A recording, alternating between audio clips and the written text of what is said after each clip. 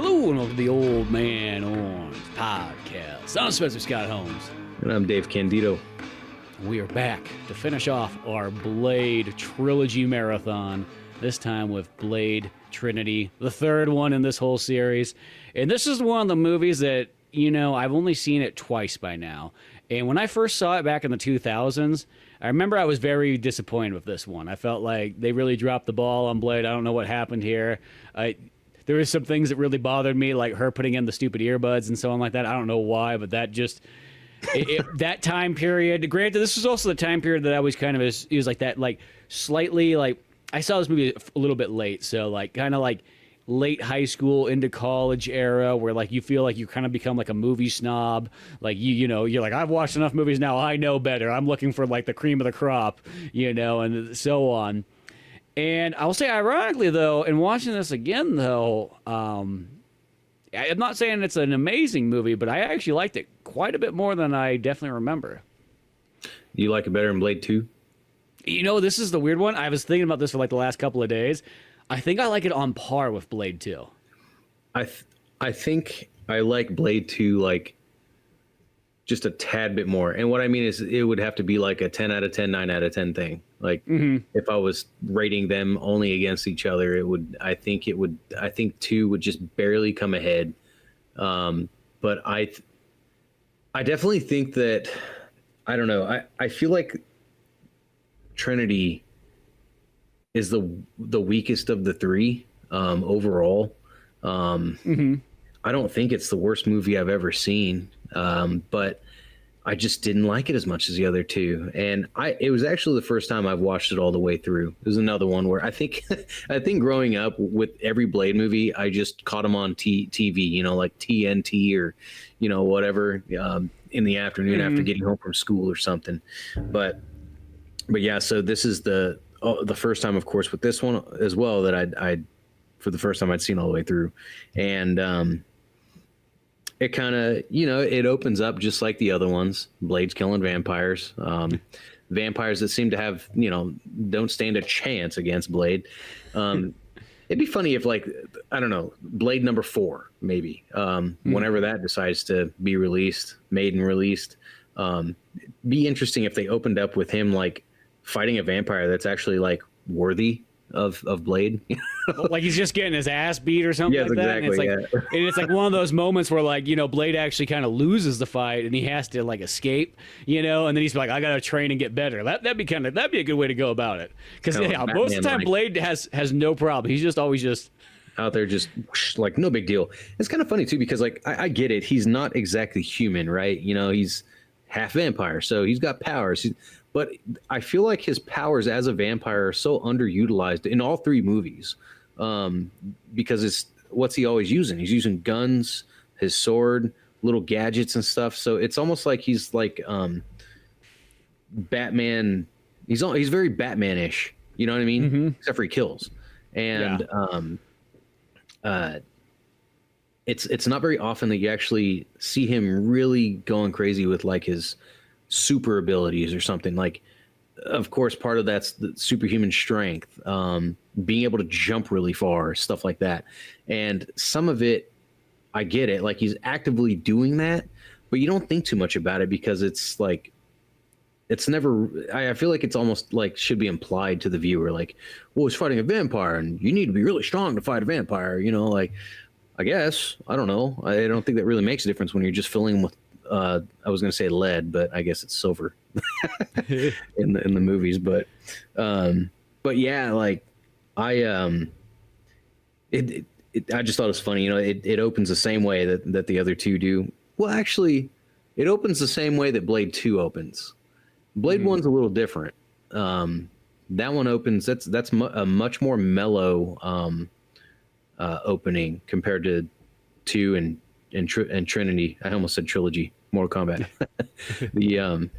But yeah, like that's I kind of forgot that the original Blade opened with kind of at a more calm pace right up until Blade does show up, which I'd say, I don't know, 10 minutes into the film. Yeah, when they go like the dance club and everything like that. Yeah.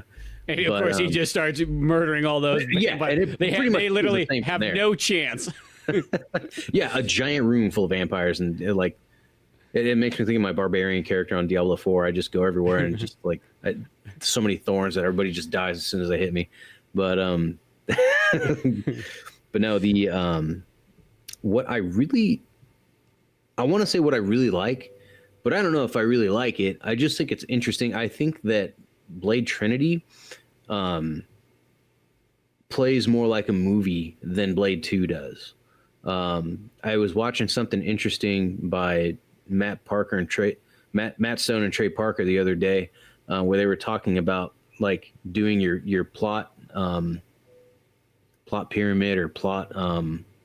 I forget what it's called, but basically like where you start and then goes up to the climax and the resolution and so on and so forth. Mm-hmm. But they were saying that when you're making a story, it should never be this happened and then this happened and then this happened. They were saying that it should be this happened, therefore this is going on. This happened because of this. Like, I don't know if that makes sense to you, but no, I know what you mean though, in that structure kind of thing. Like, and does it just link together just because? It's like each thing has a reason and like. And I kind of feel like Blade 2 was that, and then. Yeah. Blade 2 clearly did have an opening. Like, what was Blade doing? He went and found Whistler, brought him back, and then unexpectedly, the Vampire Nation shows up at his front door. That led to him going to work with the Blood Pack and so on and so forth. But those little parts of the movie seem to be so nonchalant or so quick that all I remember from that movie is basically rescued Whistler, and then went to the vampire club, went to the vampire sewer, went to the vampire lair. Like, yeah, that's all I think of with Blade 2. Whereas like Blade 1 and also Blade Trinity kind of share the same formula, I think, in my opinion. There's a lot of stuff going on, and even if some of those scenes are kind of quick, they're clearly in a bunch of different places. And I don't know. I just thought it was interesting. I appreciated the formula of the Blade Trinity over Blade 2, for sure. And the interesting thing is that the guy who wrote all of them is David S. Goyer, who wrote 1, 2, and 3. Yes. And now he's the director of Blade Trinity. So it's like he's been there the whole time. So, I guess he was just, trying different things. And of course, the directors are going to have their own input as well. Yeah, that's right. I forgot Del Toro did the second one. I definitely liked Del Toro's art. Not art, but his... I like his visuals a lot. Because he always has the cool monsters. He'll have some of the costume characters and so on.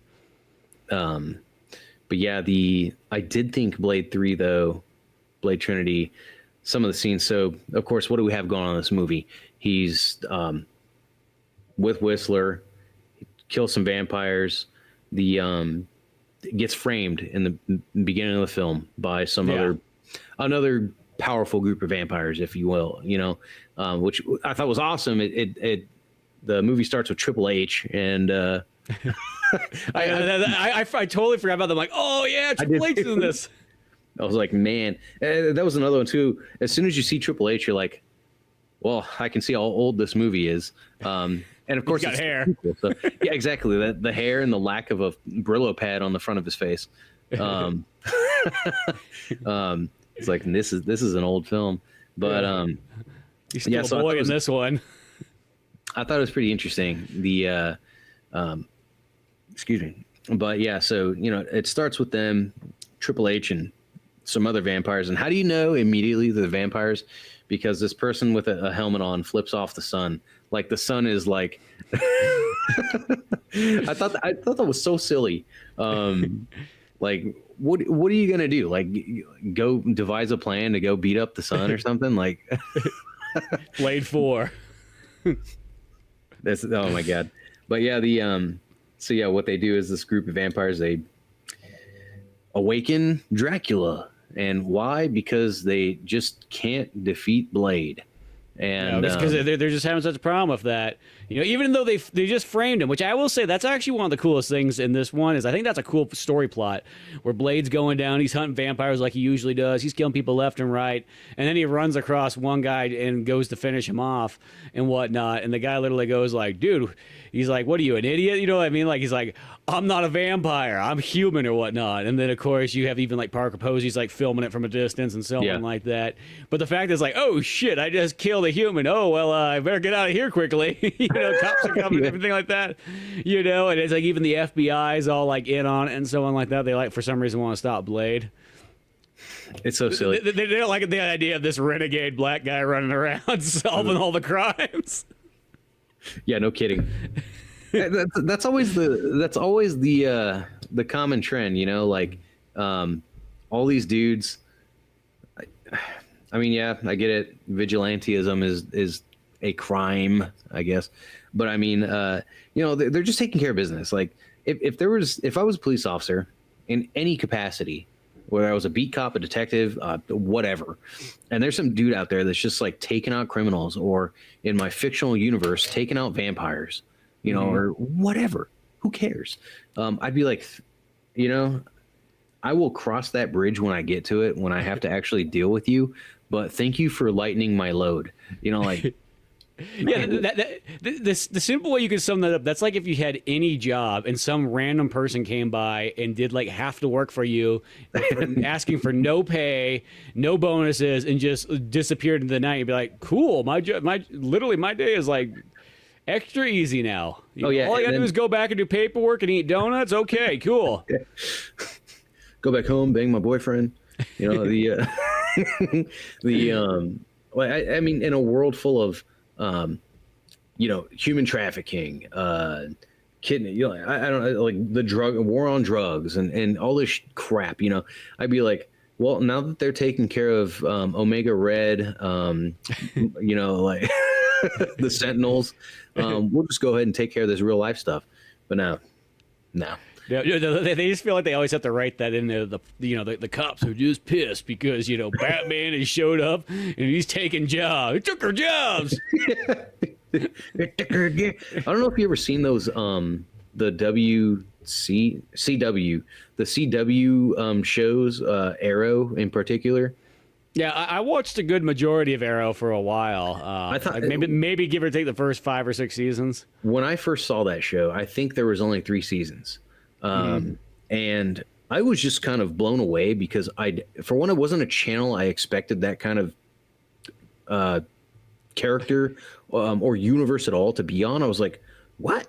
And I really thought Green Arrow was a really cool character from like before I even saw that show.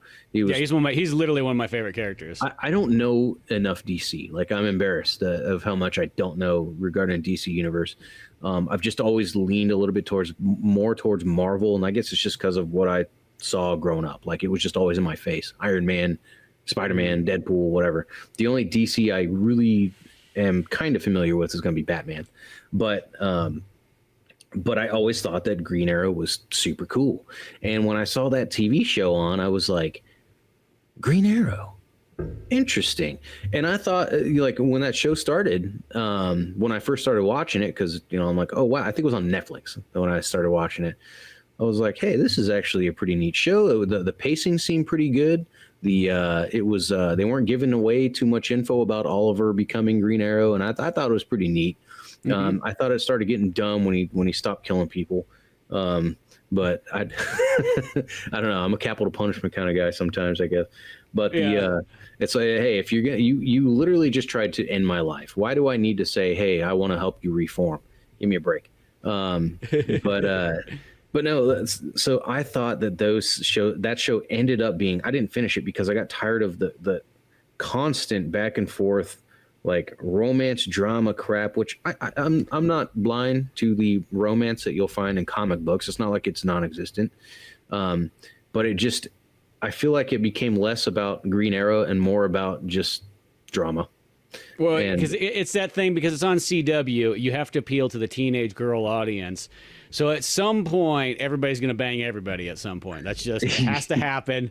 It's got to have those soap opera elements to it. Like, yeah, I was That's thinking about the police officer in that show, though, like how much he hates the Green Arrow. Oh yeah. His girlfriend's Exactly. dad.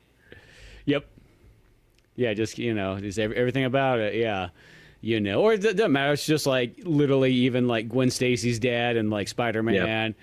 Or anybody who's not Commissioner Gordon and Batman. Yeah.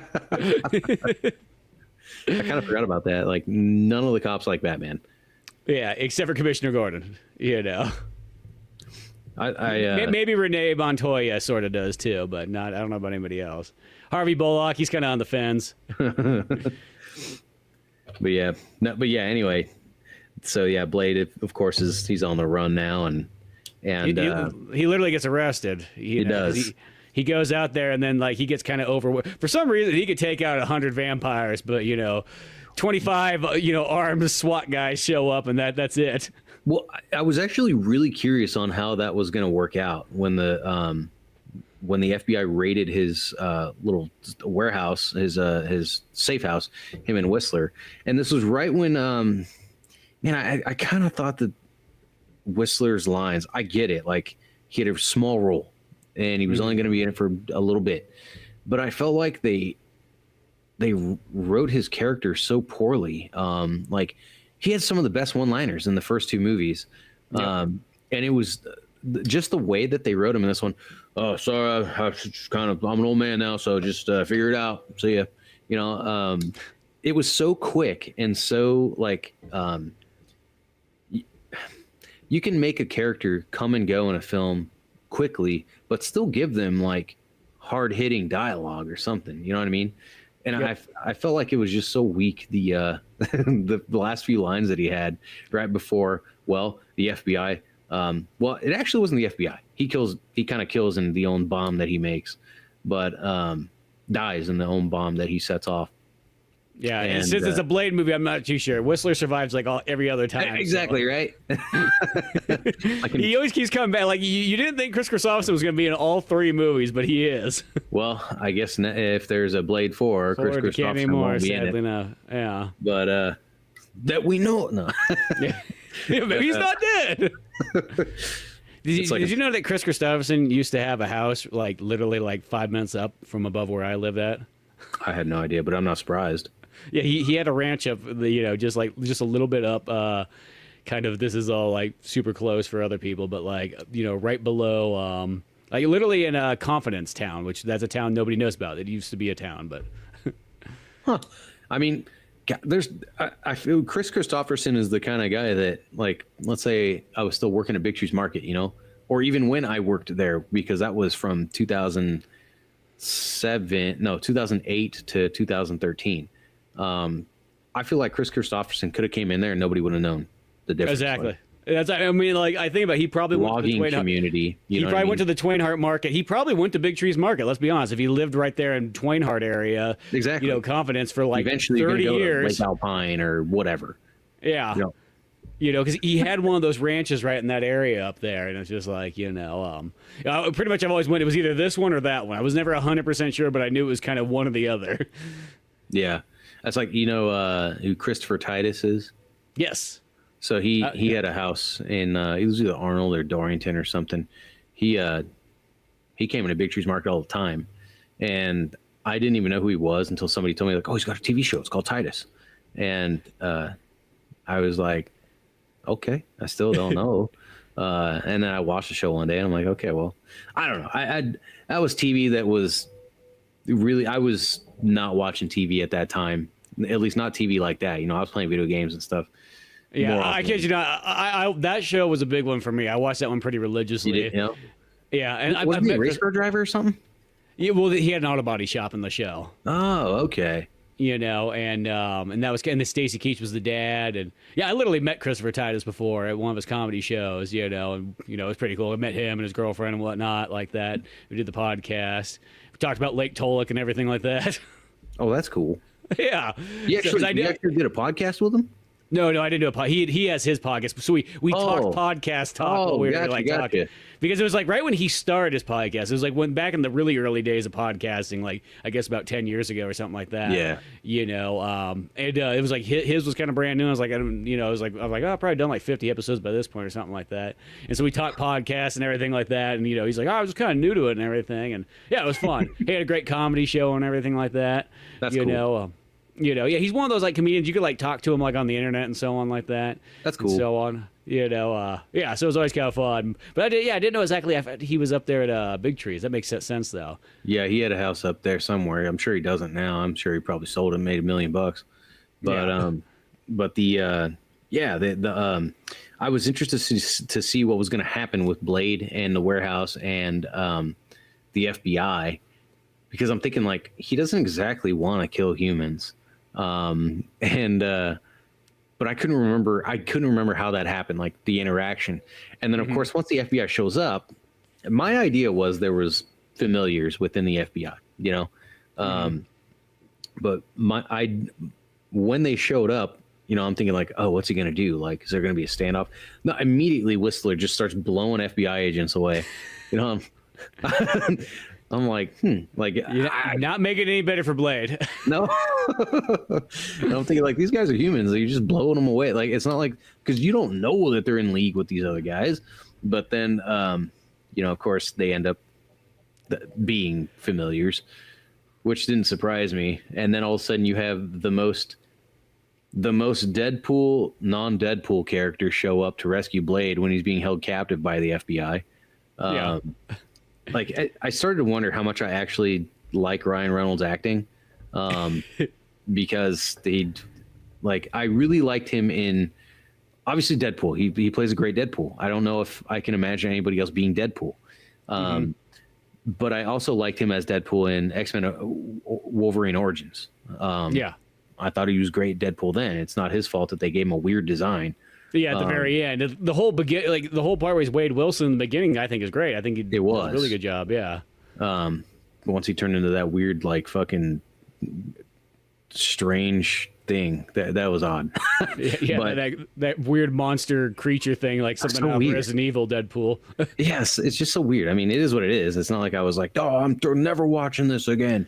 No, I actually think that's that's actually probably one of my favorite X-Men movies. I love that movie. I think that one's really good. Yeah. Obviously, there's things that aren't the way it was in the comic or whatever, but I mean, so what? It's still a good movie. Yeah. Anyway, I digress. When Ryan Reynolds and Jessica Biel show up, who happens to be Whistler's daughter, one of his daughters, a daughter born out of wedlock. We never see this other daughter that he speaks of too. Yeah. And then, her and Ryan Reynolds show up and start helping him out and blah, blah, blah. I kept thinking, like, through the whole movie, actually, Ryan Reynolds' character, I only really liked his character, like, near the end, where he's being interrogated, held hostage by the vampires, because everything he was doing really fit really well. Like, not giving up information, being silly, giving bullshit answers, because I liked that for more than one reason. It's funny. It fits. It fits his character. It shows that he's tough. He's not so weak to just immediately give people up and stuff like that. So I appreciated it there. But the rest of the movie, it made me think like, maybe he's been wanting to play Deadpool for decades, and he's just been preparing for that. Well, that's the thing is you watch it, especially in hindsight, because I would have never noticed it the first time I watched it, because obviously Deadpool wasn't out at that time period. Yeah. And you just didn't think. I don't even know if I was trying to think what time when the Wolverine Origins was. I guess that was close to around. It was like 2006, 2007, something like that. Okay, so that's a little bit past this movie too. Probably about the same time I would have watched Trinity, but yeah, it's like that thing where I will say it's not that Ryan Reynolds is not bad at all in the movie. I think he does fine, but it's literally one of those ones that like his character feels kind of out of place for a Blade movie. Like it really does. It really made me think like this isn't an MCU film, but it's really kind of starting to feel like one. Yeah, like way proto before. Yeah, just a little too many jokes, and I get it's like that thing. It's like you get Ryan Reynolds in the movie. He's known for comedic acting. He was in, of course, National Lampoon's Van Wilder. That was like the big one I always think of him back in the day. Yeah. He was in that TV show, Two Guys, a Girl, and a Pizza Place. I never saw that.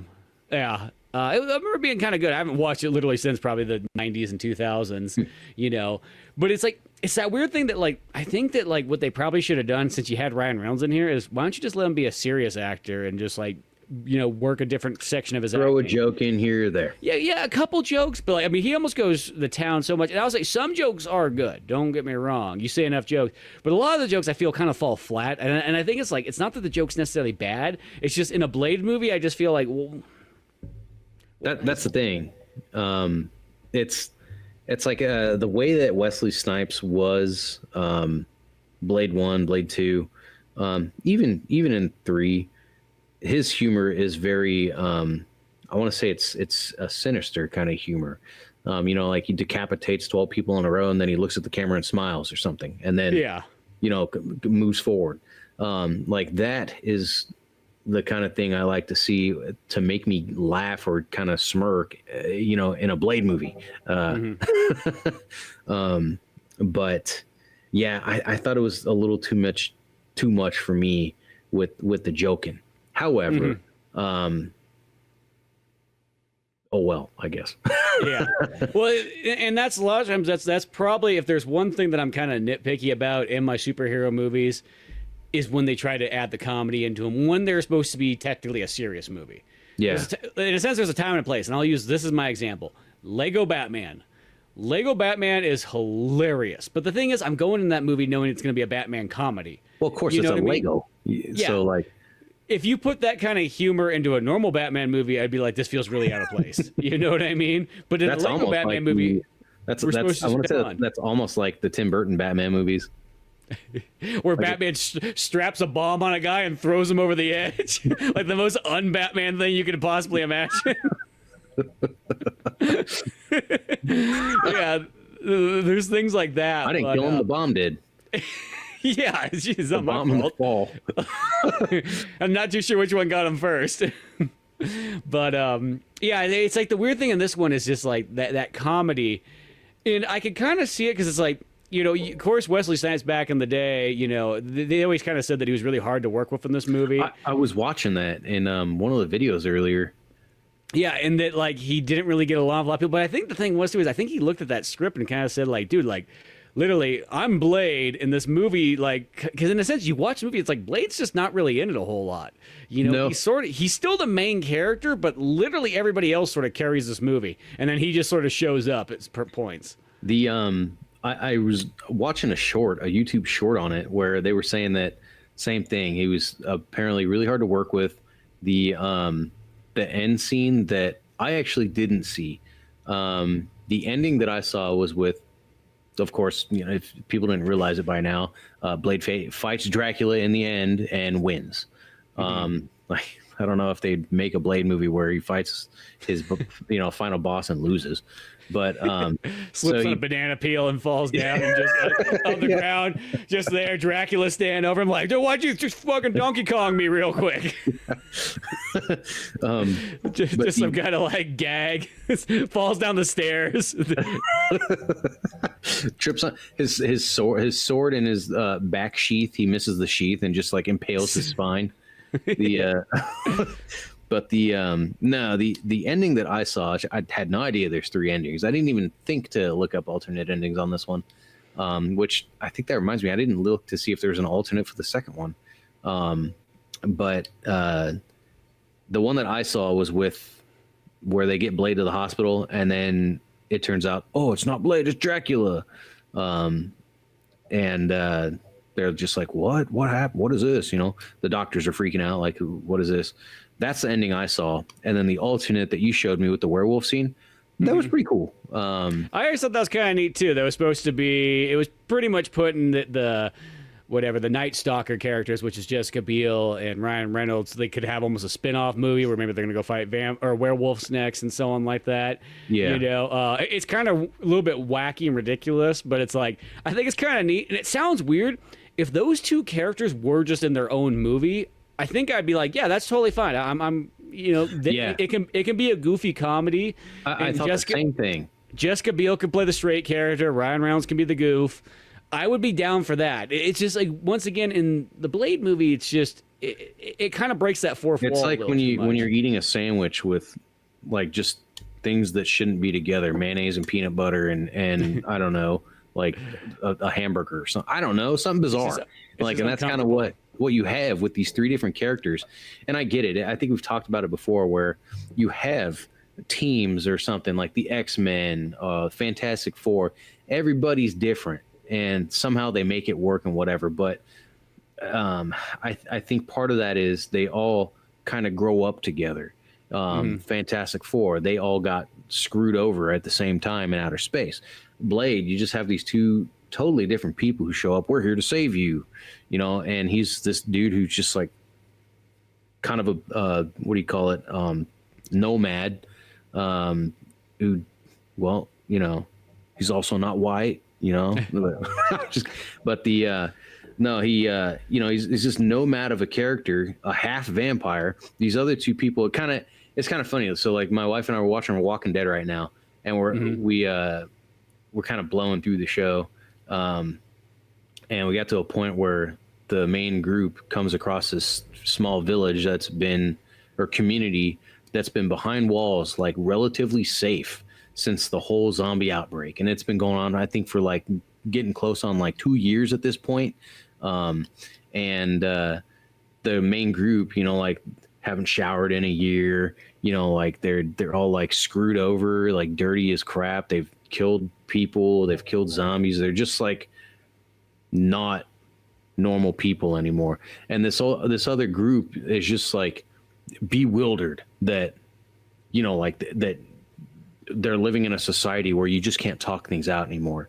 And it just, I don't know, it's kind of hilarious to me. Like I don't know why I brought that up, but I think it had to do with Blade being nothing like the two other characters in this weird world. Oh yeah, yeah. So he was telling them when he goes back to their little safe house, which is a whole lot nicer than Blade's, I might add, where he's telling them, like, you guys are like kids. You have no idea what you're doing. Like, you're gonna fight these vampires. Like, you're just humans. But I will say, like, they kind of have the same stuff that Blade had going on with both Whistler and with Scud. Yeah, Whistler called Scud Skid, and but where I mean, they're doing the same stuff, giving them cool weapons and this and that. But yeah, it's just it's clearly different. But still, how could you make this kind of movie without that kind of people, without those, yeah. And it's weird. It's not necessarily the characters that are too off. And I want to say this really quickly, just before we get a little bit farther. There's actually another ending too. So you said you saw the one where the Dracula appears. Well, on the unrated one, which was the one that was on my Blu-ray copy, instead Blade wakes up in the hospital. He doesn't turn into Dracula. He just gets up and kind of like freaks out and like starts taking out all the hospital people in there and so on. And then he's standing over, like, there's like just like a lady left over, and he's just like looking down, like, oh shit, is he just gonna like feed on this girl? Cuts the like credits, or there's technically the Ryan Reynolds monologue first, but but yeah, what's interesting about that scene too, it was another thing I saw in that short that was talking about like how he's hard to work with, where he opens his eyes. That's CGI. Yeah, because Wesley didn't want to do that. He didn't want to open his eyes. I think it's kind of funny. I mean, like, I don't know what I'd do if I was a director or whatever. I'd be like, dude, why? Just open your damn eye. Like, what are you doing? Open your eyes. Yeah. But then, yeah, it's kind of, I don't know. It's kind of funny. Well, but, it's like they talk is like, because we go into like the pretty much where the Night Stalkers, their kind of home base. They literally have pretty much like a Q, like 007, and that's Patton Oswalt, who's making all these gadgets and so on like that. And Patton Oswalt's the one who kind of said a lot of this stuff. He's like, yeah, Wesley would like not really interact with people. He'd just hang out in his trailer. He always wanted people to call him Blade. He would just be smoking weed and so on like that. Sometimes he would show up, sometimes he wouldn't. He called Ryan Reynolds Cracker all the time. And since I hate to say, I feel like if Patton Oswalt's saying that, I feel like he's probably not just making that up. You know what I mean? He seems like a pretty kind of reasonable guy who just kind of says whatever. So I kind of feel like I kind of believe that. Or I like even like they kind of say they're like Wesley Snipes says that he didn't say any of that stuff. Nobody else And you know what's even more interesting about that is Ryan Reynolds is pretty much the reason why that Deadpool and Wolverine movie came out, right? So like I know, well, at least this is like alleged, like how much he was talking about, like, because I watched some interview videos and stuff with him about it, talk about how involved he was with the script, with directing, getting the pushing MCU, the big heads in that to let the movie happen, and to make it R-rated, everything. I mean, he had to have been the one to call Wesley Snipes and be like, "Hey, what's up? You want to be in this movie? It's your favorite cracker." Well, and I think it's like one of those ones. I think that I think they kind of did, get along as time goes on. I think you could kind of tell. I feel like I try to look at it from Wesley's perspective, and I think that's one of those ones. By the time Blade 3 kind of comes, it's like in his mind, it looks like he's losing his movie. You know what I mean? Because I think he sort of had they were kind of together, and him and David Goyer were buddies and so on like that. And now he's kind of he's like, okay, my character's in it much less. You're putting these other characters in here who are chewing scenery, changing the tone, And it's like I don't think it's like that thing. It's like he probably had nothing against Ryan Reynolds, but he's like, why the hell is this Ryan Reynolds boy in my movie? I think that probably the whole time it's like, no. And as well as what I'll say this too. The weird thing about Blade Trinity is literally Blade's practically the only black guy in this movie. Like everybody else in this movie is pretty much white as all can be, And there's actually probably not even any other race, to tell you the truth. I don't even think there's even an Asian character or anything like that. Now that I think about it, one of the FBI guys is actually black. I want to say. Oh yeah. But beyond that, it's so you kind of have Blade and this character and everything like that, and now it's just really he's sort of here, and it's almost more like he's a cameo in somebody else's movie. Yeah, no, I totally agree with that. Actually, that's actually the thing that I was disappointed with the most. You said it more than once now, but he's not hardly in it compared to everyone else in the film. In fact, it's more. I felt this way about the first two. Well, not the first two. Sorry, about the Tim Burton Batman films. I feel like they were less of a Batman film as much as they were the first one. I feel like there was much less of a Batman film as much as it was a Joker film. I felt like the second one, Batman Returns, was more of a Penguin film than a Batman film. And I like those movies. There's other Batmans I like better. Especially because he doesn't seem like much of a Batman. But like you said, strapping the bomb to the guy and goodbye. Well, Tim Burton even said that in those movies that he didn't think Batman was very interesting of a character. He just liked the villains, Well, then that makes sense. Because that's the weird thing about Tim Burton's kind of it's one of those ones those movies for what they are and the time that they came out and what they kind of did. Yeah, they're iconic and they're interesting and nostalgic and so on. Don't get me wrong, I do really enjoy them for what they are. But he seems like he really was the wrong choice for a Batman movie. That's how would you get somebody who actually really likes Batman and not somebody who just wants to do their own wacky weird thing with the Joker and Jack Nicholson? Did you see that Flash movie with what's his name as Batman? It was that last Flash movie that came out. Oh yeah. The I know what you're talking about. The Flash movie. Yeah. I did see that one, and where you have what's his name returns as Batman. I'm drawing a blank. I can't remember his name.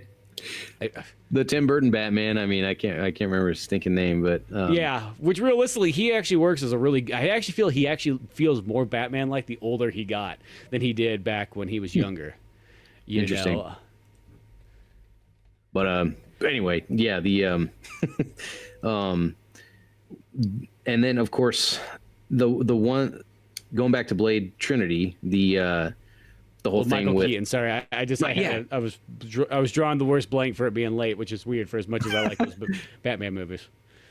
But yeah, the going back to Blade Trinity, the of course you also, I felt like the main enemy being Dracula, I felt very it's got to be the most watered down Dracula I've ever seen. Until the very end where like he transformed into his true form. Like that was really cool. I thought this has got to be one of the coolest designs as a vampire, but also like the coolest Dracula I've ever seen, in his original form anyway, the monster form, I guess.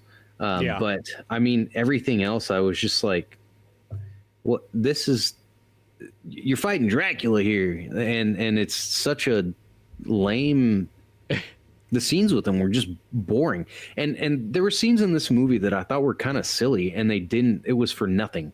Like the chase scene where Blade's chasing Dracula. Yeah. Like that was all for nothing. It's just like 5-minute scene of them running through like Ong Bak, like running through the alleyways, jumping over people and this and that. Tony Jaa, by the way. Mm-hmm. But movie. But yeah, like all to get to a rooftop where the dude's got a little girl or a baby or something, and Blade does his, like once again, one of the rare moments where you see him using his powers. He jumps up like 30 feet, and they talk for like a minute, and then he's gone. And but I'm like, what the hell's the point of this? And the same thing with the scene where so Dracula goes over to where the what are they called? The not the wolf pack, the Night Stalkers. Night Stalkers. Goes to the Night Stalkers lair or safe house near the end of the film. He's disguising himself as Whistler, and this is after they meet Dracula, because they're going after one of the familiars who Dracula ends up just killing, and Ryan Reynolds goes to shoot Dracula. Dracula just like destroys him.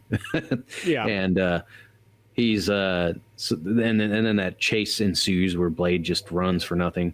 And then so after that, whatever, they get Ryan Reynolds back to the place, their safe house. He's in a hospital bed, and then Jessica Biel and Blade go running their next errand. Where another silly one, they go to like this big barn, and the familiars are farming people for their blood, and that was kind of interesting. I thought that was pretty neat. But I thought the way that Blade left it was kind of stupid.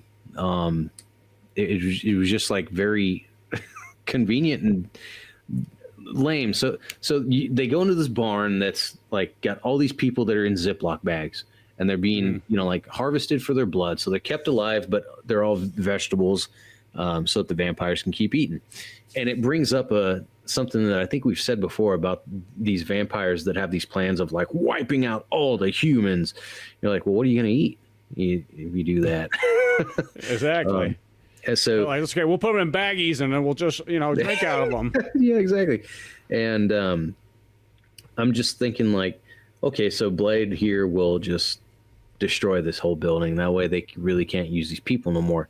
And of course he doesn't do that. He just says like, turn the computer off, like end this. And the girl's like, oh, okay.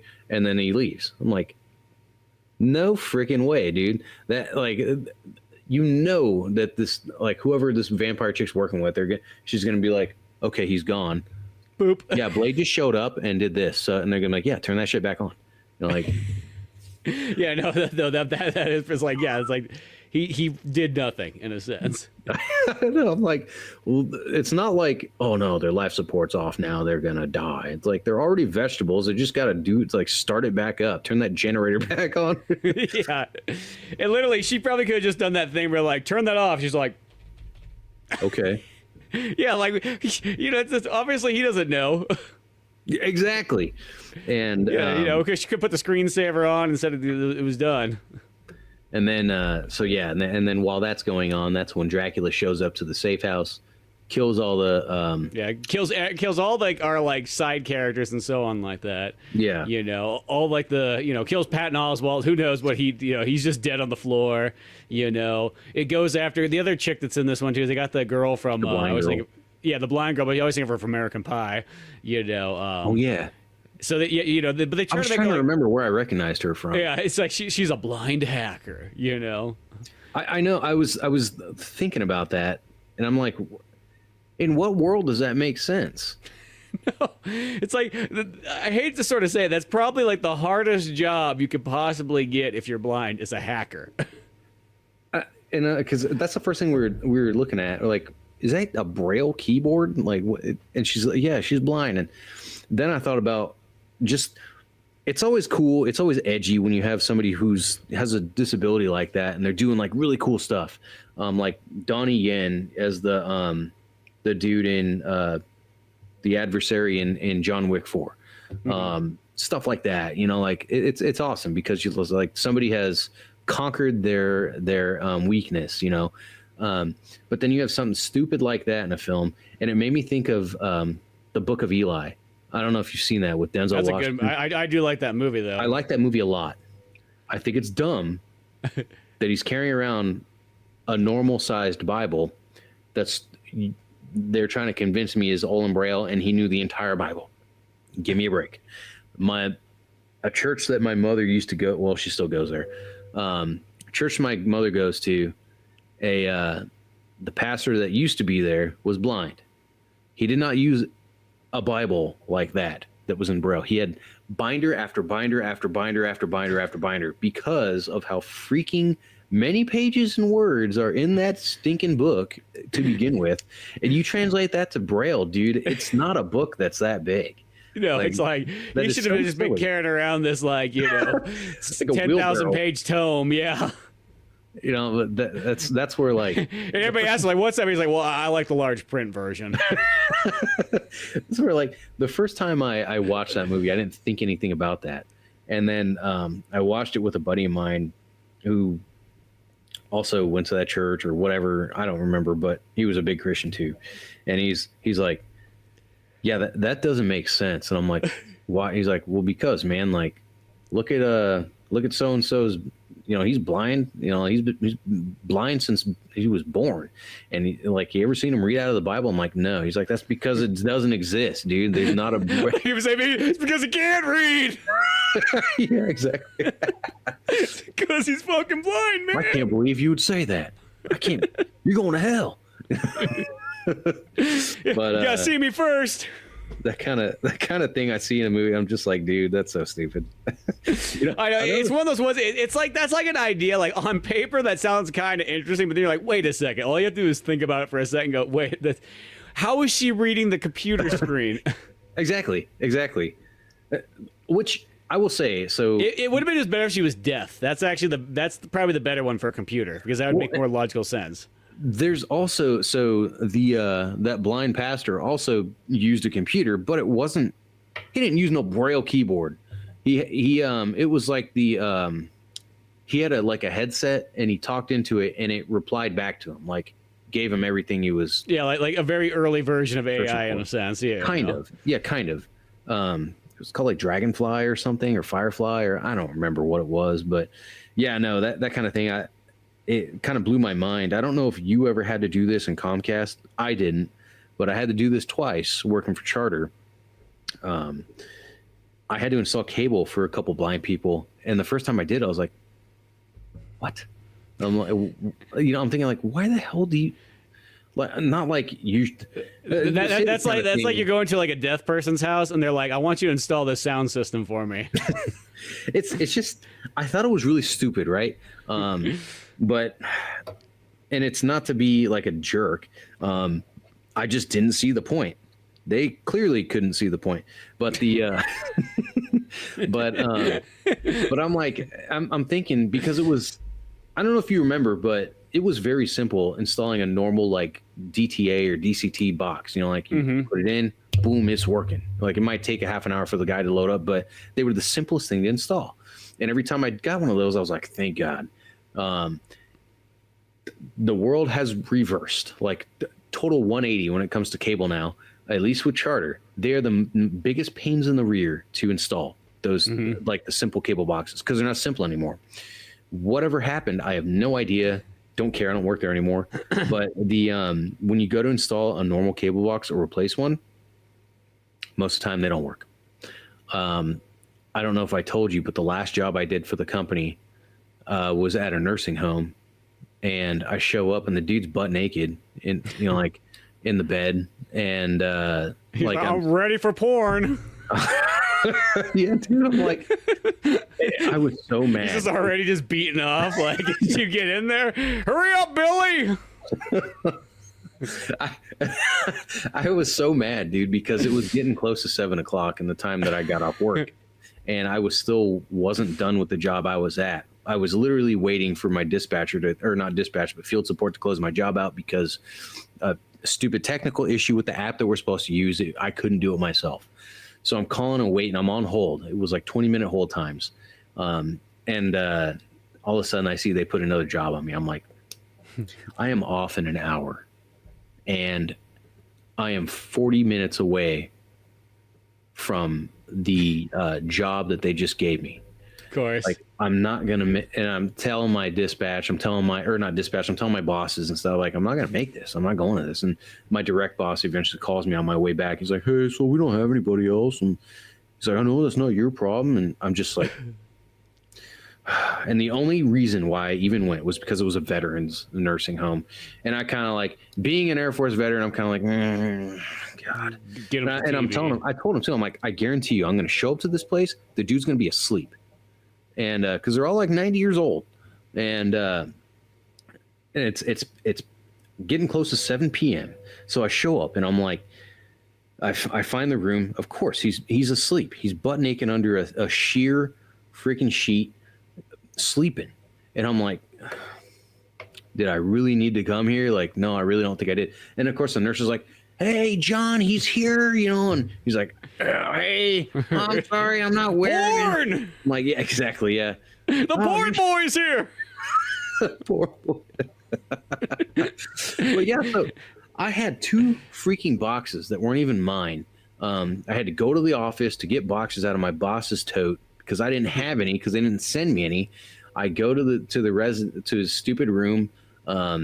I go to swap one of the boxes out. The one that I put in didn't work. So I went back to my I had the other one with me because I had the idea that one of them wasn't going to work. And then the second one didn't work either. And I'm like, sir, sorry, you're going to have to call back tomorrow. I can't do anything. Like, I tried. Sorry. And he's like, oh, no, I'm sorry. It's okay, you know. And I'm like, this is just so pointless. But I had been at that nursing home before for 6 hours because of one of those stupid cable boxes. But anyway. Was this for the blind person that had to have the Braille remote? No, so the whole point that I brought this all up. So I was at this blind guy's house for like 6-7 hours because he's blind. And the reason why I was there was because, and I'm thinking like, this is so dumb. Like I'm sitting here for hours to install cable for a fucking blind guy. And when I'm calling field support and they're like, I'm asking them like, when is this thing supposed to come on? I needed to set the box for guide narration, which is basically every time you hit channel up, the TV speaks to you saying, you know, like channel 4, Fox News, and then read you the show, whatever. And then that's when I thought like, okay. It makes sense. Yeah. You can have that. There's like that extra option of like, you know, beyond just like, not captioning, but like, where it's literally like someone's explaining to you even more details of the scene, you know. Yeah. I can't remember what the heck they call that, but like it's literally it's like having an extra audio commentary on, so you're listening to like a movie or a show, but there's somebody else actually filling in even more details, you know, like, and Blade jumped up 3 stories up the top of the building. You know, he Blade grabbed a toddler and went coochie coochie coo. Yeah, that's right. I forgot the coochie coo. But yeah, gosh, that stupid box, man, that blind house. And I did it once more after that, never again, of course, before I left the company. But were they blind hackers? Yeah, they were hackers for sure. They were actually samurais. But but they also flew a starship. Yes, absolutely. The what do you call it? As I'm on the phone with that field support, right? I asked the lady, I'm like, when is this supposed to come on? Like, I've been here for 2 hours. She goes, yeah, it could take up to 24 hours. I said, that's unacceptable. I said, I have to get this. She goes, well, that's just what it's going to be. I said, you don't understand. I have to get this done because the customer's blind and needs guide narration set up. How are they going to do that? You know, like she's like, oh, I didn't think about that. Well, eventually it came on, but I'm like, dude, oh my goodness. Anyway, so yeah, the blind girl and Blade. So she gets murdered as well. But yeah, she gets murdered. She doesn't see it coming. But Dracula takes mercy and brings her daughter back to his lair. And again, that's another one of the scenes that I'm like, was this necessary? Like, this didn't go anywhere. This wasn't necessary for the plot or anything. And it seemed weird to like kill all those characters, especially for the fact that they had this idea that they were going to make a Night Stalker sequel. It seemed kind of weird to get the off all year like team. Yes. Know? Yeah, realistically, they could have just came and stole that Newt girl or whatever, the daughter. And Ryan Reynolds. Yeah, and just like that, yeah, and take Ryan Reynolds and whatnot, and just utilize. I felt like that would have been fine, and just leave everybody else alive, and I hate to start saying the movie's not like it's like super hard R anyway, so it's like you didn't even really need to kill those characters. Nobody would have questioned it really if they were just knocked out in a sense. Yeah, that's for sure.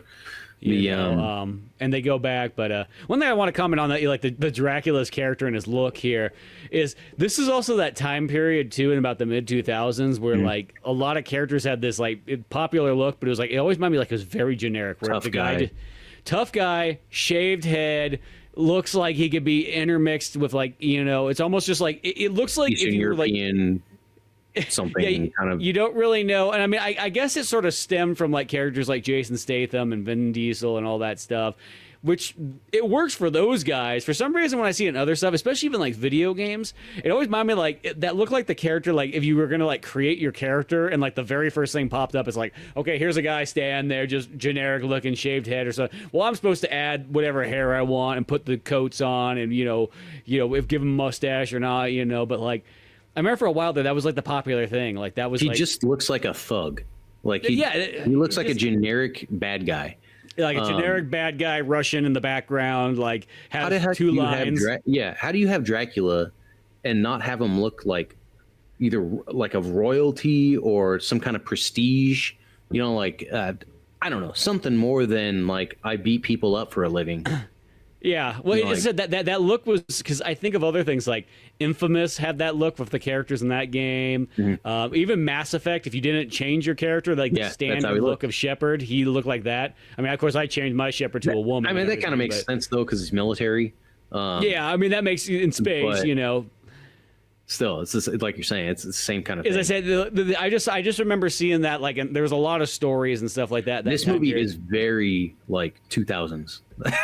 Yeah, I mean it's 2004, so it's still once again pushing the envelope of this style. My wife said it, and I kind of found it interesting. She was saying that it's like they tried to make everything really cool in the movie, Yeah, everything has that vibe of like, isn't this cool? Look at this flip. Look at this here. She's putting the headphones on.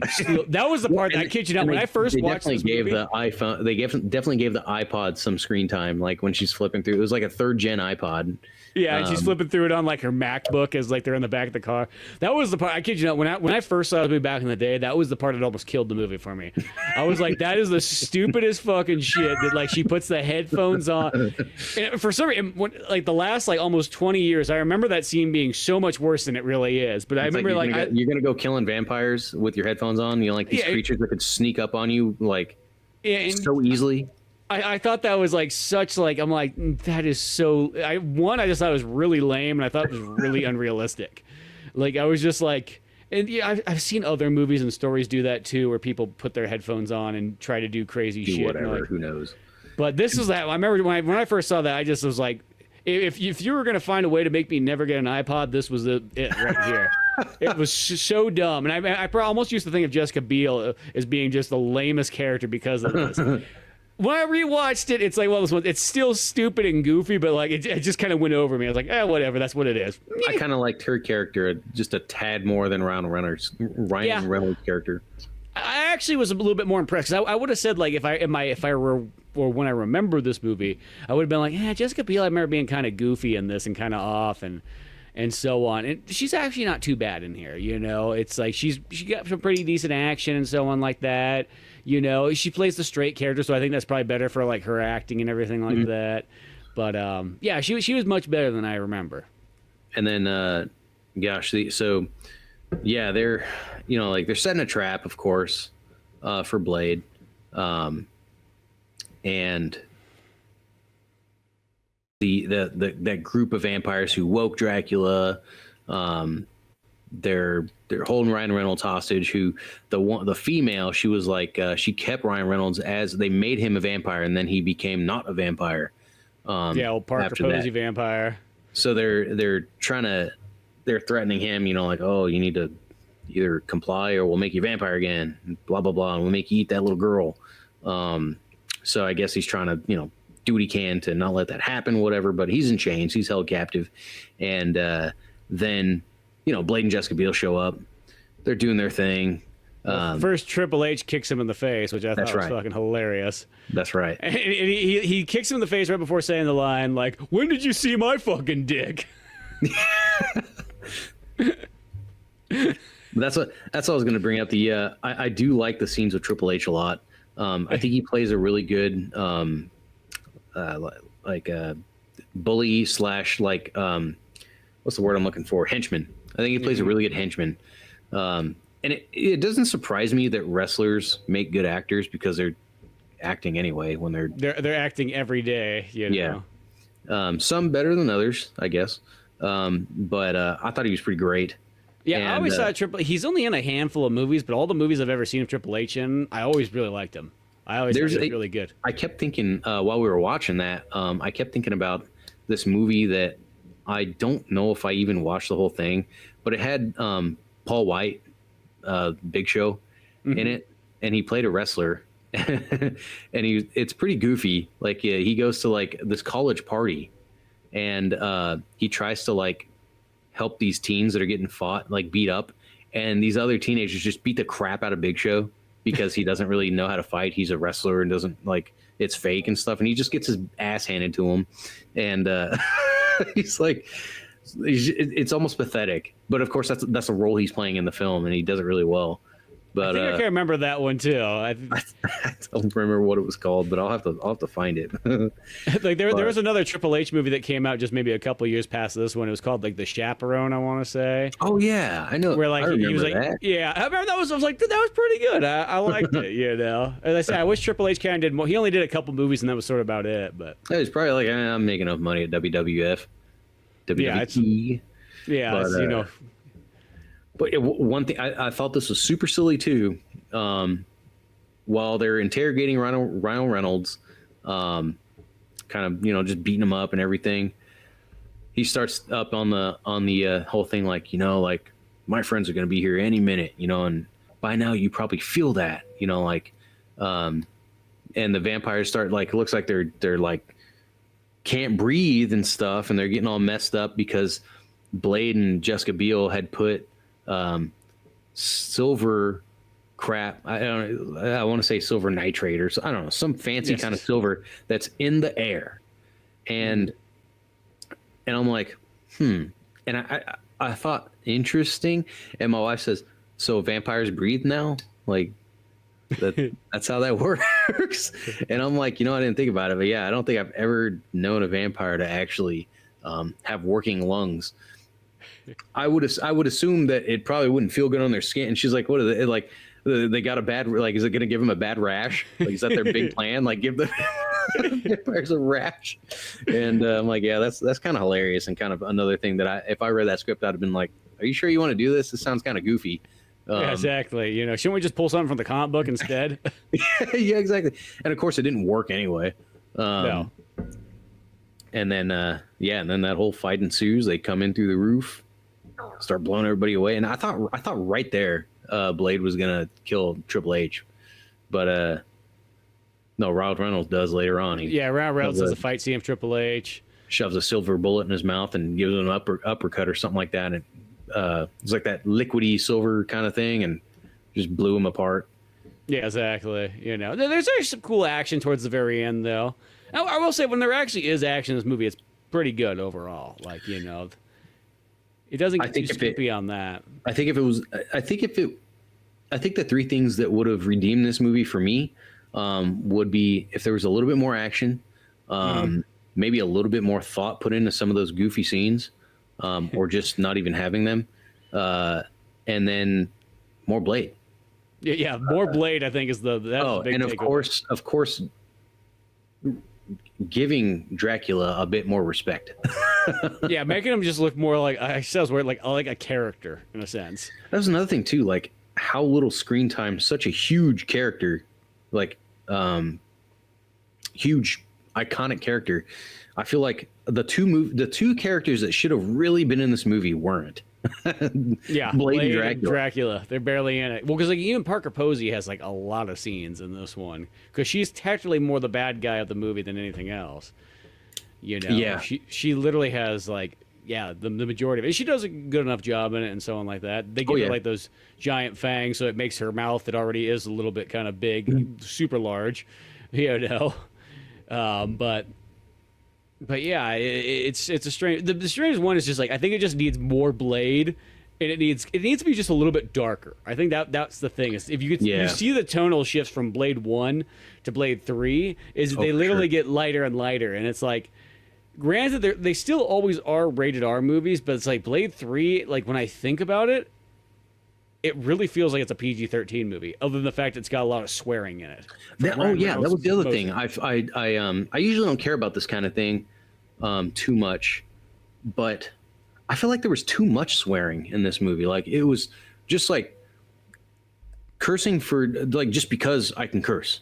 Like I come home from work and my wife's like, "Oh, how was work?" I'm like, "Fuck my asshole." Like, oh shit, I shit my pants and then I fucking shit again. You know, like I don't know, like it was just so much, like so in your face, and I'm thinking, is this what you did to make it R-rated? Because it's not the violence necessarily. Like literally, everybody's doing the dissolve thing in this one still. Yeah, like it's there's not the blood like there was in that first Blade movie. No, there really wasn't. But yeah, it's like the cursing was like wild, and that was the thing too. Like a lot of it came from Ryan Reynolds. And like I think they just let him free ball it and just go with whatever. Like it's kind of like some of the. I feel like post like 2009, maybe I started noticing a trend that maybe it could just be me, but I feel like I may be onto something here. But I feel like with comedies, most comedies are just like it's all just dick jokes and cursing. You know what I mean? Like sexual innuendos and cursing, and that's like, hey, if you got those two things, you got a comedy. And there's a lot of those, like a lot of the Seth Rogen movies are like that style. It's like, man, I've seen some funny scenes, you know, like, haha, that was a good one. But I mean, like, dude, every other scene where you're just like penis, you know, like, or like fuck that or this and that. And I'm like, be a little more creative than that, man. I'm giving you an hour and a half of my time. Yeah, you know, and that's kind of what I felt like with Ryan Reynolds' joke in this movie. And that's kind of like where I was saying earlier. I'm like, is he being Deadpool or is he being Ryan Reynolds? Yeah, but sometimes I think that's almost more Ryan Reynolds than anything else. But yeah, either way, that was the biggest thing for me. It was that the screen time for Blade and Dracula not being a real good Dracula, and just some of those kind of going nowhere scenes. But what I did appreciate, like I said, kind of in the beginning, was I appreciated how the film actually how the plot worked a lot better than it played much more like a film than a TV show, you know. Yeah, well, because Blade 2 feels like it could have fit in a 20-minute like animation block. Yeah, you know, it feels real, kind of in a way short and just kind of to the point, even though it's stretched out to almost a 2-hour-long movie. Well, and that's the thing, like the movie's jam packed with action, but it's almost like it was all in one place. Yeah, the plot's very like quick and to the point. Not a bad thing, but that's literally what it is. You know, or at least Blade Trinity, it does have like I feel like the core story. It's like if you just explain the story like in a paragraph, it's like it is kind of neat. It's like Blade's framed. He accidentally kills a human. FBI's after him. This other vampire cult's after him. Oh, guess what? They're gonna go resurrect Dracula and Blade. Because that's the only thing they can get to fight Blade. It's like that sounds badass. That really also does. Pretty significant. Happens in the beginning of the movie. Whistler dies. Yeah. And I felt like there was not enough. There wasn't enough there about that. No. I, I, it was so fast though. It almost seemed like something you see in a comedy. To be honest, like this guy who like loves his son. You know, like tells Blade, "Hey, you're like a son to me, man. Sorry, I got old on you." You know, like it's so just like, oh, okay. There we goes, and we're out of here. Yeah. It's like you think there'd be a little like, okay, I guess we can definitely compare this. So you compare Whistler's death in Blade 1 to Whistler's death in Blade Trinity. Which one is more impactful? The freaking number one, you know, by far. And that's what I'm saying. Like, oh, this just seems like it's they're like laughing about it back there or something. I don't know, but that was kind of silly. Yeah. I think that's the thing. And now, granted, I know that there was a lot of hardships going through to make this movie. So, you know, of course, with, you know, not only Wesley Snipes not being easy to work with and so on, and then pretty much having to fill in with the double and CG and all kinds of other stuff, you know, just to get things done. And they literally just kind of edited stuff together that, like, whatever worked. Like, sometimes it was just be like Ryan Reynolds said something, Blade made a, you know, motion, good enough, carry on, that will work. You know, it's like they weren't even like able just to go straight down the script or whatever. But yeah, it's one of those ones. As I said, like on my second watch, I definitely liked it more than I remember it the first time. You know, because I just remember the first time watching, I was just like, I was kind of disappointed. And the second time, I'm like, oh, okay, you know, you know, for what it is, you know, it's not too bad. There's still enough good to take away from it. It's just, it definitely is one of those movies. Like, man, like they kind of like. It could have been this. And for sure. Yeah. I really like Blade. So I will never like. I can only fault it for what I can fault it for, but I would still go out of my way to watch it. If somebody's like, I want to watch Blade, and they put that on, I'd be like, all right, cool. I'm gonna go get some popcorn and call it good. Yeah. But it makes me think of an MCU film. Makes me think of like a. Like I want to say a mid-tier MCU film. Yeah, like where they just kind of go off the rails a little bit too much, and it's kind of like, okay. I guess I'd say I would say the movie is on par with like the third Thor movie. You know. Yeah, I mean, I definitely like this more. The third Thor movie was always a tough one to watch. Now, there's some stuff in that movie that is actually pretty cool. Not denying that. But that movie, I remember just being like almost like so comedic that I was like, "What is going on here?" That's kind of the thing. But it's like I feel like after Blade 1 and 2, I'm not expecting what I saw in Blade Trinity. You know what I mean? And watching Thor and Thor 2, not that they're like the pinnacle of Marvel films, but I like Thor. I like Norse mythology, so I like Thor in and outside of in Marvel. Yeah, I treat him seriously, you know, that kind of thing. So, I mean, like, the first movie, pretty cool. I thought that movie was pretty cool. The second one, it's okay. I still like parts of the second one. And that's kind of like how it was kind of the same pattern with Blade 1 and 2. And then the third one comes along with the title of Ragnarok and just, like, jokes up my butthole and, like, just nonsense. And the way that Ragnarok even was, I'm like... the hell's the Hulk doing here? And it's like they should have just done a Planet Hulk movie. It's like they were trying to combine two things at once. Yeah, but it was just very, like I said, I was like, well, man, I still like Thor, and there's some pretty cool scenes in this movie.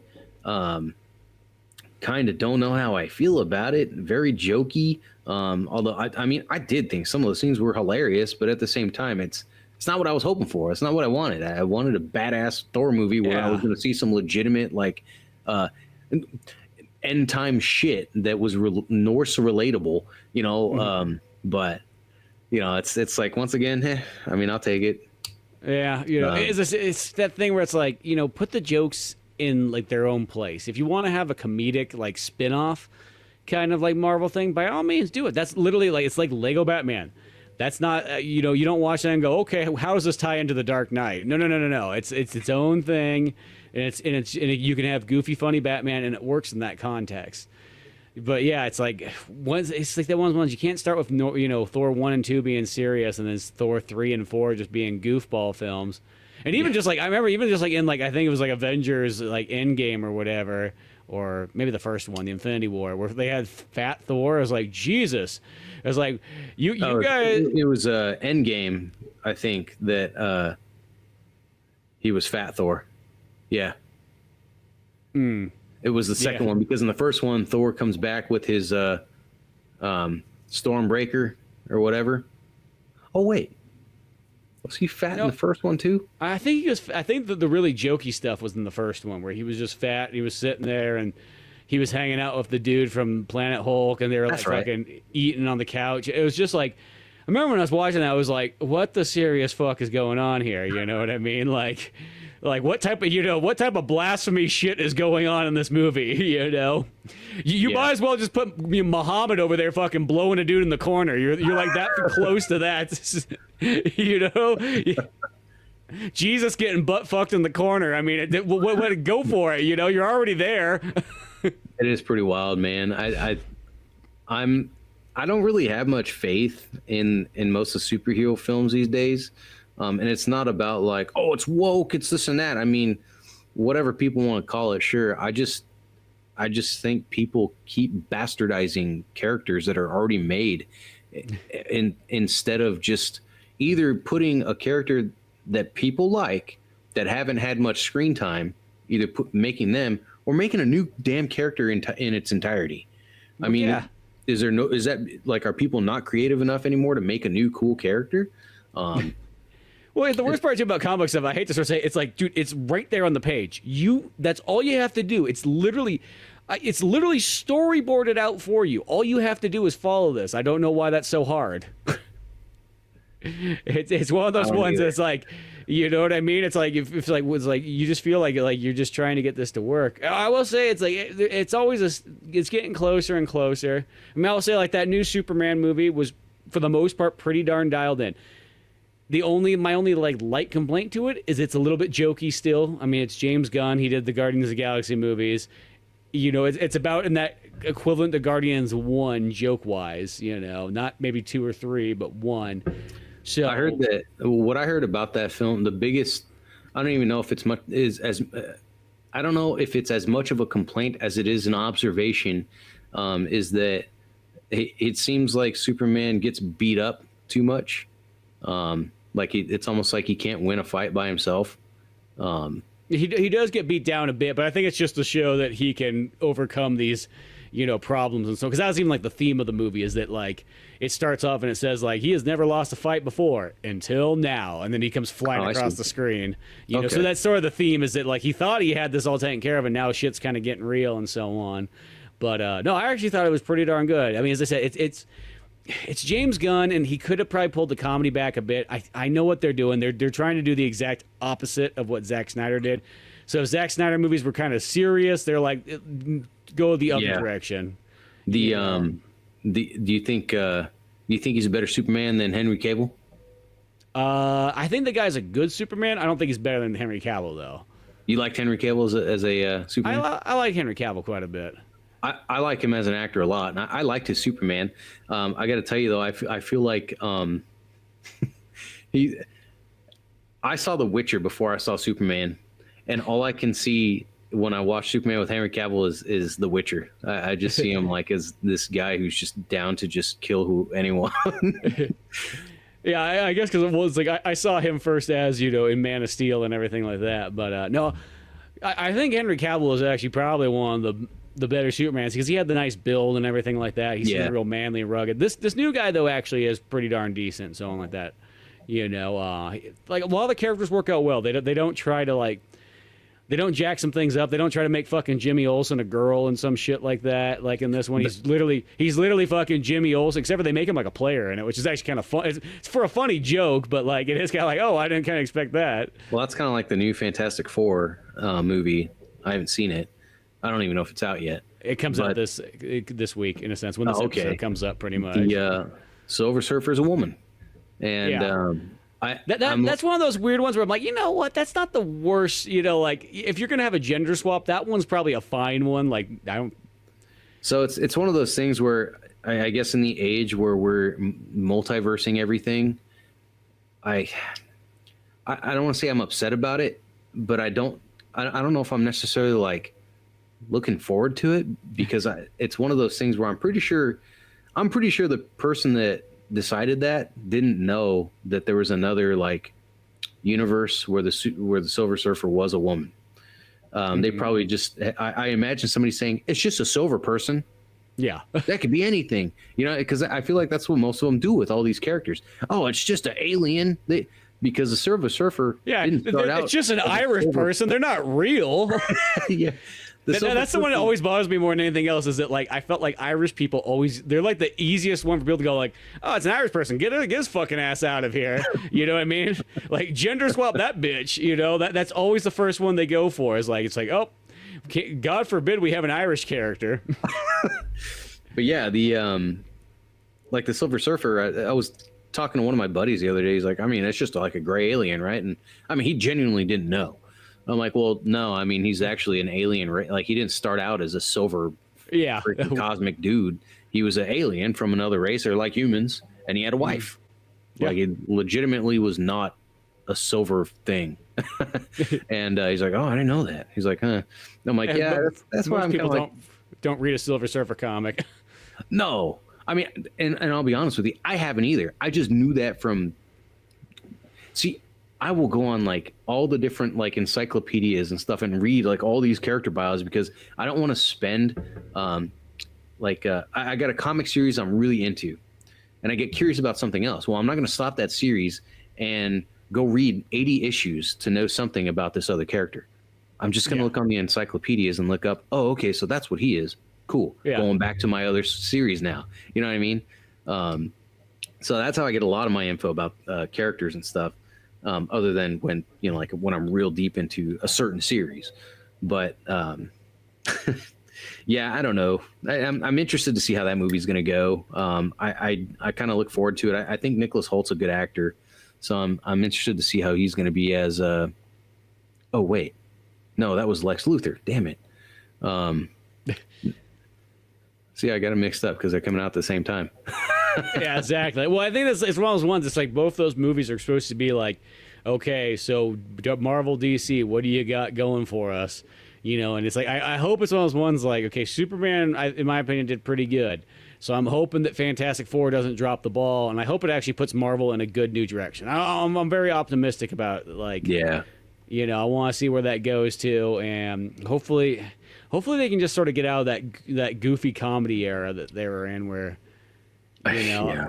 I hate to say, and I know why they do it, because it works on like the real generic people that don't fucking like comics. Exactly. You know what I mean? Like, that's the thing, is like, if somebody doesn't even fucking like Blade and they come in, they see Ryan Reynolds just saying F-bombs and combining words together and so on like that, they're like, oh, okay, I can get behind this. You can have a beer while you're watching this movie. Oh, yeah. Exactly. For all the people that don't pay attention to movies when they're watching them, it's great. Well, that's what I mean. Is and like that's who they're like targeting. I feel like when they go after that kind of stuff, they're literally targeting those kind of people that are like they don't really fucking care. They show up here, they already missed the first 20 minutes of the movie. You know what I mean? They spilt their popcorn on the floor. They had to go back and get more. You know what I mean? Their kids are running up and down the hall. Like that's who they're trying to appeal to, which is sadly the majority. So it's like, because realistically, the hardcore fans is always that's the smallest percentage of any audience. Like, I've always feel that if like any business, nobody can survive off of hardcore fans. Hardcore fans just don't make up enough to make any profit off of it. They don't have enough money. I got high hopes for Blade 4. Yeah, I hope it comes back. It's I was trying to do some digging and see what's with that film, but nothing concrete. Like, it's just like it's in development, but then it's not. Wesley Snipes is Blade, but then he's not. There's another actor that I think they're considering more so than Wesley Snipes. But I feel like if you're going to start it over again, obviously you're going to probably have somebody else. I just hope that Marvel can come back and start doing more rated R movies again too, because that's kind of the bummer. Is like, in a sense, like the dark Marvel type stuff. So like Blade, Punisher, Nick Fury, all those kind of characters, Elektra, that like Squirrel Girl. Yeah, Squirrel Girl, Daredevil, all that stuff. It's like, it would be nice if they could come back and actually have rated R movies and treat their characters. It'd be nice just to, like, I don't even care. You have some comedy movies, but like it'd be nice just to when you have like you can have almost a serious universe where it's like, yeah, these movies are gonna be rated R. The stories are gonna be complex. You know, they're gonna be like the comic books. We're not gonna just literally like just make goofball popcorn, you know, movies that you know is made so that like an 8-year-old audience can understand it. Yeah. You know, so not like the new Jurassic Park movie that was just like made for the lowest common denominator. You know, where it's just like, let's take all the sophistication from Michael Crichton and just like dumb it down as much as possible. So yeah, you know, and every once in a while you can have kind of a dumb fun movie. I'm not opposed to that. Oh sure. But This comes from somebody who likes Biodome, but you know, I know what I'm getting into when I'm doing that. I'm not going in for a deep story, or maybe it is a deep story there. You never know. But yeah, I want to see more Blade in the future. I know there's a couple more Blade things we can kind of pull out of the woodworks, but as far as Blade movies go, I hope they do that. I hope they don't do like a Blade TV series like instead, because that's always to me feels like kind of like a cop out. When it's like, oh, cool, we're going to get a new Blade. It's like, and it's going to be a Disney Plus show. And you're like, yep, I'm not watching that. Yeah. I feel like whenever that happens. Find out what won't happen next week. Yeah, it just tells me it's like, one, the budget's going to suck. Two, it's like it's going to probably have 10 minutes of action for every 50 minutes of nothing. Dialogue. Yeah, God. As I said, I almost can't even think of a TV show in like the last handful of years that I actually even liked. It's literally the last show I could think of that I thought was really, really, really good was fucking Ash versus the Evil Dead, and that's probably. I love that show. I was so bummed when it got canceled. Yeah, that was the perfect show. It was like 30 minutes long. There was always action, always adventure, the entire time. Yeah, it was hilarious, and it worked in that context. Like everything about that show was so dialed in. And ever since then, everything else just kind of sucks. So I don't know. But yeah, Blade. Trinity, go check it out. It's still worth watching, I think. It's not like one of those ones that like you watch Blade 1, 2, and then 3 is so bad you can't even watch it. No. It still matches up nice enough. It's probably realistically the weakest one of them all. But it's not saying it's not worth watching, especially if you are going through the whole trilogy. Of course. But yeah, beyond all that good stuff, you can check out all the Old Man Orange episodes on YouTube and Spotify. Till then, I'm Spencer Scott Holmes. And have a bloody good evening. That's right. Till then, we are out of here.